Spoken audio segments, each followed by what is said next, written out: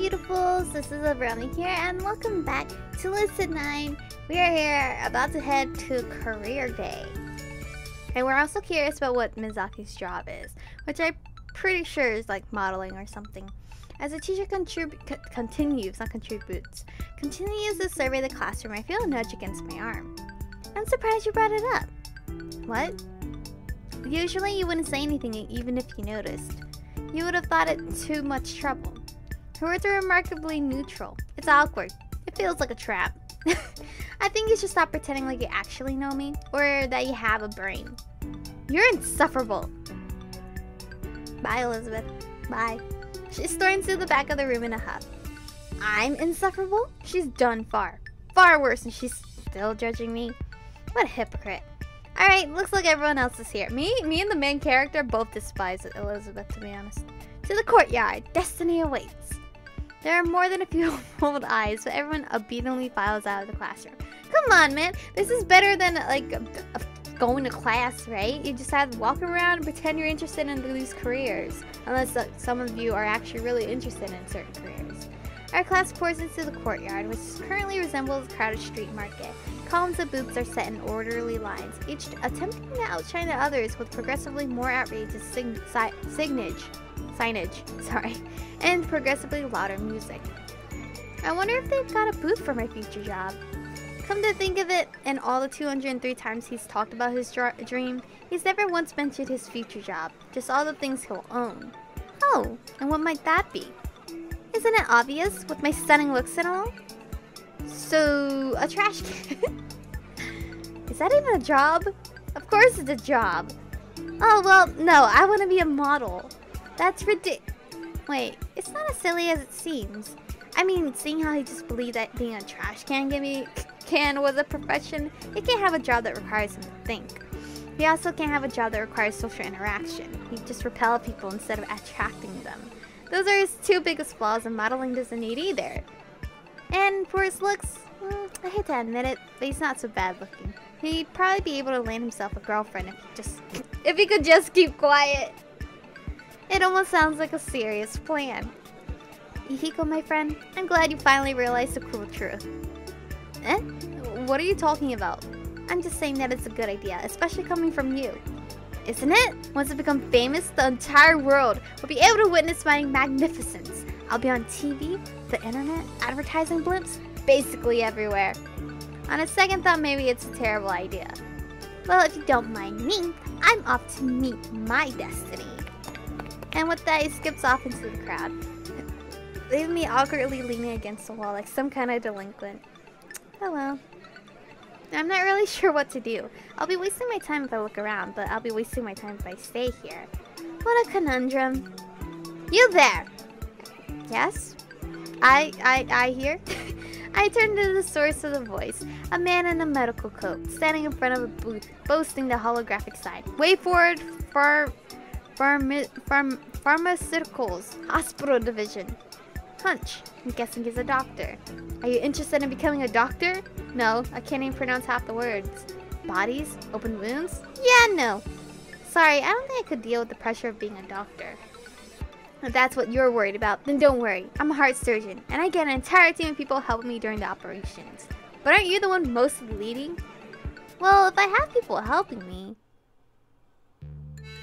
Scalpel, please. Nah. What do you mean, nah? I thought I was supposed to do all the cutting this time. That doesn't matter.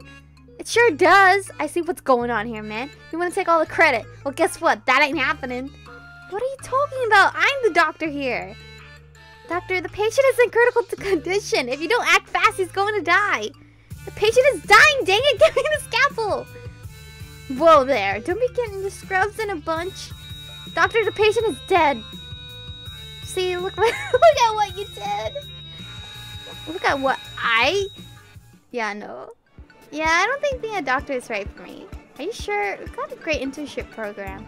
I'm good, thanks though. Another nearby booth catches my eye. A multicolored sign claims that it's from the National Education Institute. Behind the booth, a tall woman in glasses is speaking animatedly to a small group of students. Don't you feel that we have a duty to equip the next generation? In this society, knowledge is power, and we need to ensure that our successors have the power to move forward. My job is the best and the most beneficial, and there are no downsides whatsoever. Yeah, been there, heard that. Don't your students annoy you or tire you out? Well, I've had some ups and downs in my career, of course. The more, difficult students may be perplexing at first, but when you persevere, you always end up getting the students back on the right path. Is that so? Teach, what's 5 plus 7? This is high school, Mr. Akari, not primary school. You should have mastered addition by now. But teach! Excuse me, Mr. Kurogane, smoking is not prohibited on the campus. Hand those over. You ain't the boss of me, kid. Kid, I'm your teacher. You're shorter than me, kid. And that makes you a kid. Alright, that's it. You're staying after class. You've got detention to serve. Says who? Says you? I couldn't even take on a deceased chicken with one claw tied to its tail. Oh, you couldn't. That's... Why can't you be that eloquent on your essays? Teacher? What's wrong? What? Are you crying? Again? What for? Oh, you're angry at me. I'm sorry. I'm so terrible. I can't... Hey. Don't cry. Yeah, I don't think I have enough patience to deal with students. I meander down the row of booths, apathetically peering at any that seem mildly entertaining. One man with a remarkably bushy mustache raises his fist in the air, yelling at the top of his lungs. Do you love Japan? Join the Japanese self-defense force today. Wow, I thought those kind of die-hard patriots only existed on TV. Any man who's able to follow orders can be seen as a hero of Japan. If you're still alive. Grenade!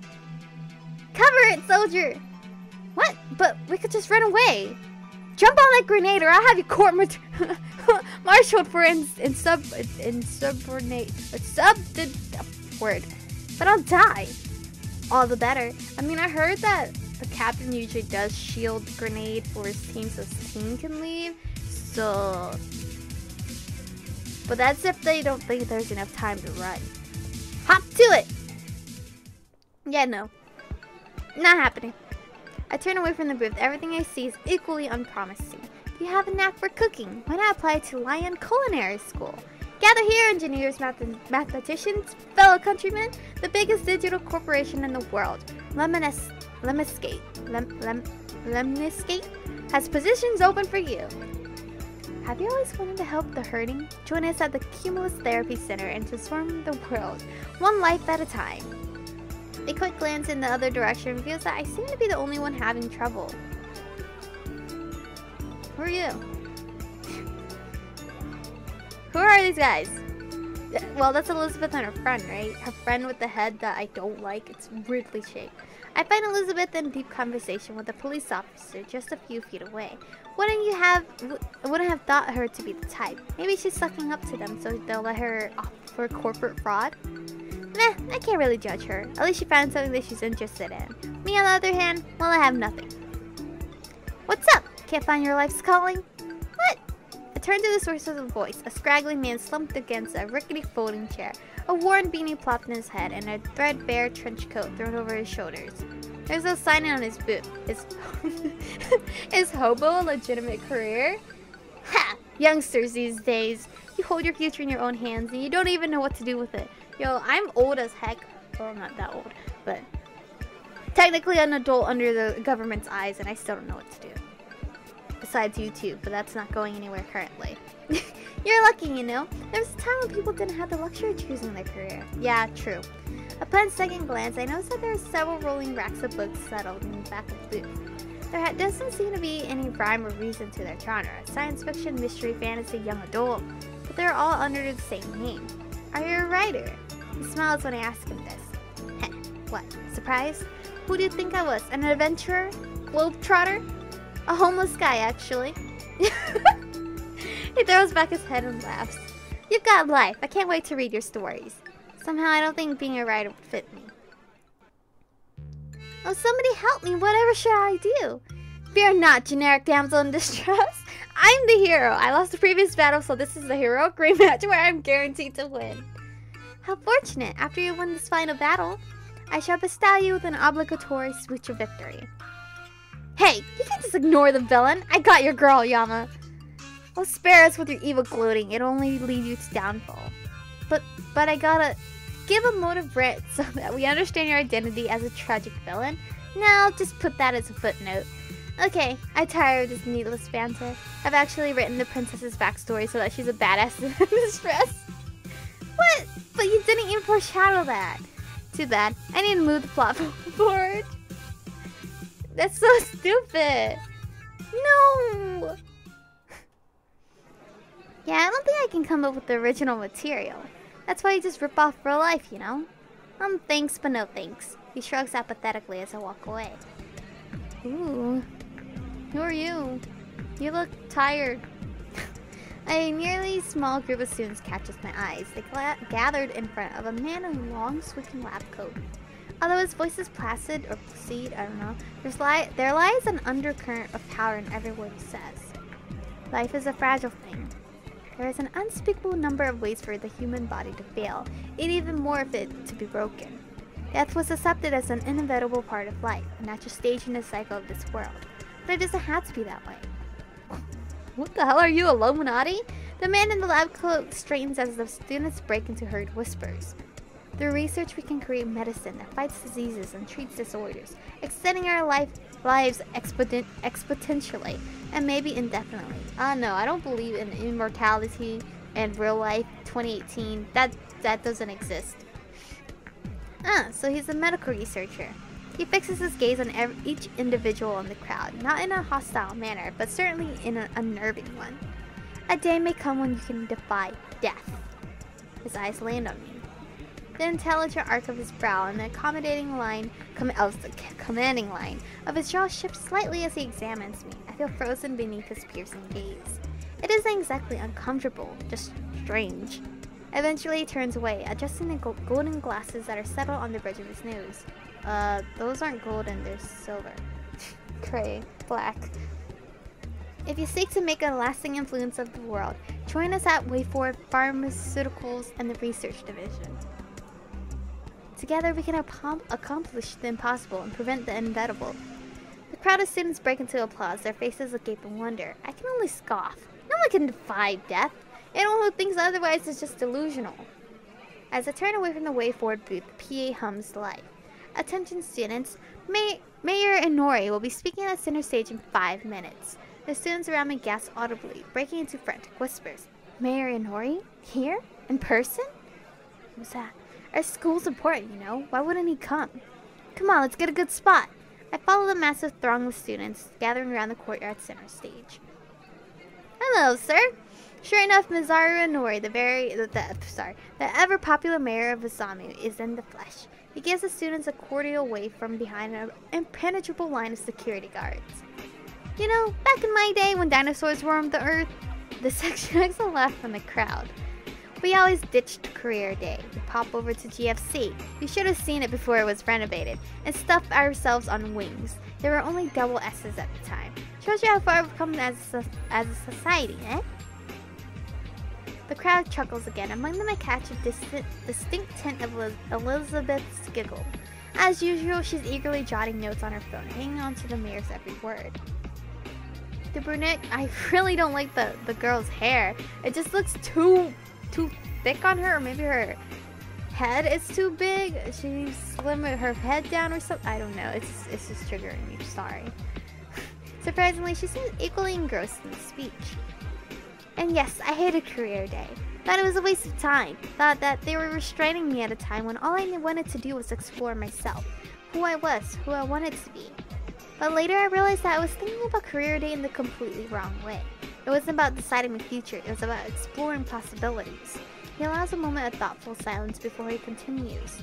The truth is, you probably changed careers multiple times in your life. In fact, the average number of job changes is estimated to be 15 times. Holy heck! Is that true? How many jobs have I worked?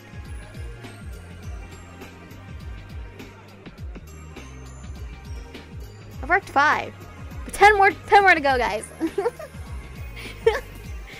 5 because one of them I stayed for like 2 to 3 years.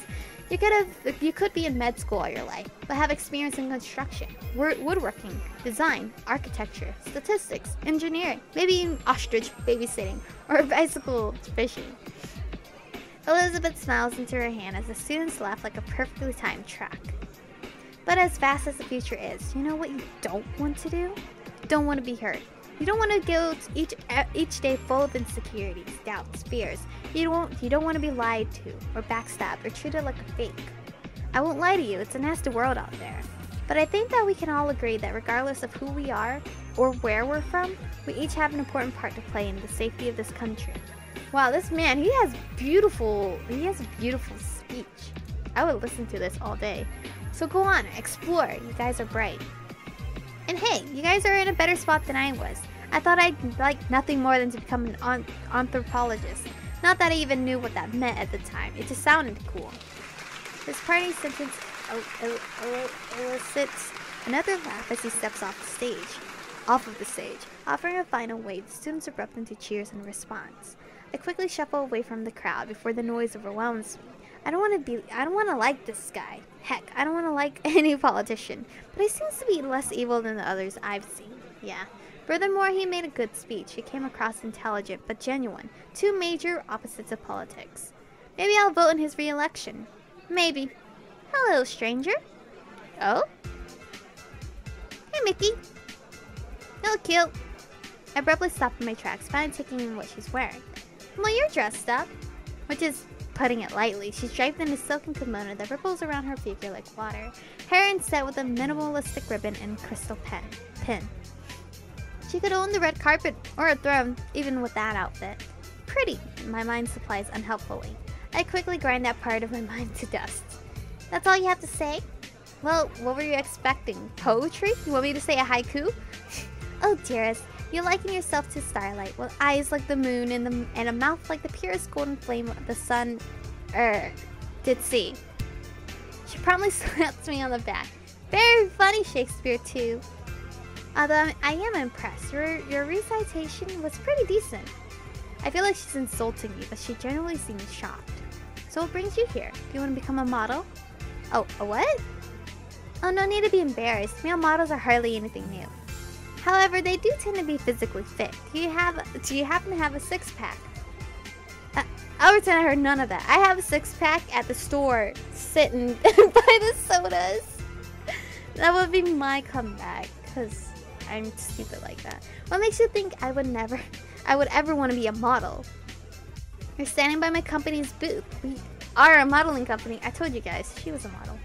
Surprised, I cast a quick glance behind her. Sure enough, a large banner reads, Lotus Modeling, above a tent with striking photos spread. Hence the kimono, I assume. You assume correctly. So where's Ryuli? I haven't seen her all day. She doesn't like you. I can agree with her judgment at that. That awkward moment when, Milling. That's funny. She attends a school, right? What? Of course she does. So you've seen her today. Well, yeah. You didn't tell her about me? Hello, social drama, I missed you. Not. How can I word this delicately? Or better yet, avoid it completely? You should probably be getting back to your job. I have my eye on you, Yama. Do you really think I can't tell when you're lying? I believe in my ability to run away. Always the same, I see. I've made a mental note to harass you about it later. Until then, Yama. Bye-bye. She floats back to her booth, greeting any curious glances with an effortless smile. A model. Her job is modeling. Somehow I find that a little underwhelming. I almost expected her to be involved in something drastic, like the Secret Service, or the film industry, or even the Olympics. But modeling, where you pose and change a smile for hours and hours? Adventurous, stubborn Mickey? Doesn't seem to fit her. I want to be a model. One day. Whatever. Guess it's none of my business anyway. It's time to see Mr. Ryota. This time he opens the door as soon as I knock. I must have caught him at a good time. Welcome, Mishimoto. We've been expecting you. He cackles maniacally. What the hell? And taps his fingertips together. You should have turned in your chair while stroking a cat. Ugh, everyone's a critic. Would you have rather been left standing outside in the cold? Outside? I'd be in the hallway. You seem awfully eager to prove your mentor wrong, boy. Well, whether I prove it or not, it's still wrong, is it right? Ah, yes, but that would never fly in a court of law, you see. Imagine it. I declare the defendant guilty because from a metaphysical standpoint, it is true, even if we have no epistemological link of knowing so. I just lost you. Yeah, man. I'm lost as well. But this is where I'm gonna save today's episode off. We're gonna continue in the next one. Even though there's not much mystery, quote unquote mystery, the game is still pretty interesting. Because I can relate to how Ryui is feeling towards Mickey. Because Mickey just done left. And Ryui has seen my character Yama through a depressive state, which he completely freaking forgot. You forgot a whole year of your life? What the heck did you do? In the very beginning of the game, I think he murdered someone as well, question mark? So I don't know what's going on anymore. Anyway, thank you guys for watching. Stay beautiful, and I'll see you guys in the next one.